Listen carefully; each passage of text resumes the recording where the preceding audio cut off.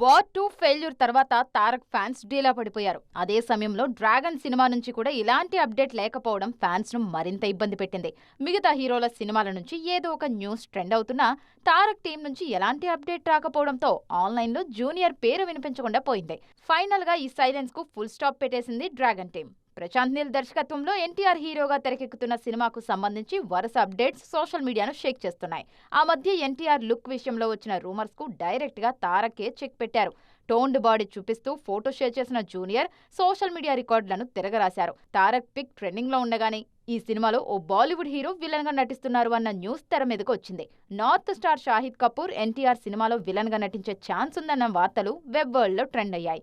Tovino no చెప్పిన పాత్రకు షాహిద్ ను తీసుకునే ఆలోచనలో మేకర్స్ ఉన్నారు అన్నది ట్రెండింగ్ న్యూస్. తాజాగా మరో క్రేజీ న్యూస్ తెర మీదకొచ్చింది. ఈ సినిమాలో ఓ కీలక పాత్రలో బాలీవుడ్ క్యూటీ అలియా భట్ నటిస్తున్నారు అన్న వార్తలు వైరల్ అవుతున్నాయి. మరోవైపు తారక్ బర్త్డే అప్డేట్ మీద కూడా ఫ్యాన్స్ లో ఎక్స్పెక్టేషన్స్ భారీగా ఉన్నాయి. ఇంకా టైటిల్ కూడా అఫీషియల్ గా కన్ఫర్మ్ చేయకపోవడంతో ఎన్టీఆర్ బర్త్డే సందర్భంగా టైటిల్ తో పాటు ఫస్ట్ లుక్ రివీల్ చేసే ఛాన్స్ ఉందన్న టాక్ వినిపిస్తోంది.